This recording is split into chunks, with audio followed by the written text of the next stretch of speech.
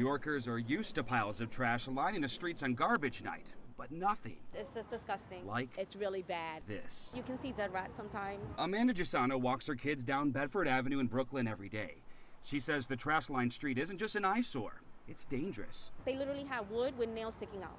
That me and their father had to move aside because what if the kids were running and they tripped? We found a big increase in people texting their trash complaints to the city's 311 service. Not just dirty sidewalks, but bagged trash not getting picked up.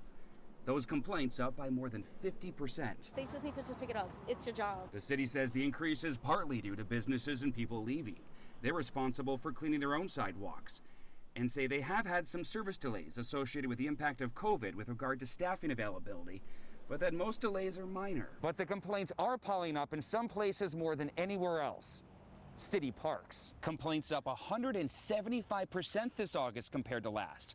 The Parks Department says it had to cut its seasonal staff by almost half this year, which means 1,700 fewer people are available to pick up garbage. And that's all due to pandemic budget cuts.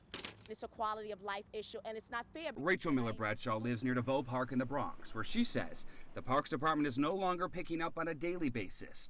The problem's overflowing. We have to make a lot of noise, and then they come. The city just launched a new cleanliness campaign to restore some services for streets and parks. That funding has really been a cut, so we're really suffering because of that. Meanwhile, some neighborhood leaders are trying to come up with their own solutions.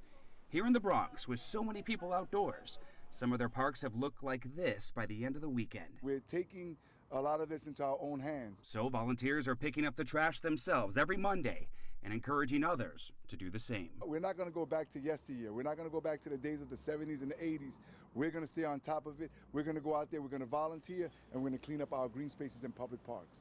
If you want to see how your neighborhood compares to the rest, you can check out the interactive charts we created on the main page of our news app, ABC7NY, or under the 7 on Your Side Investigates tab on our website.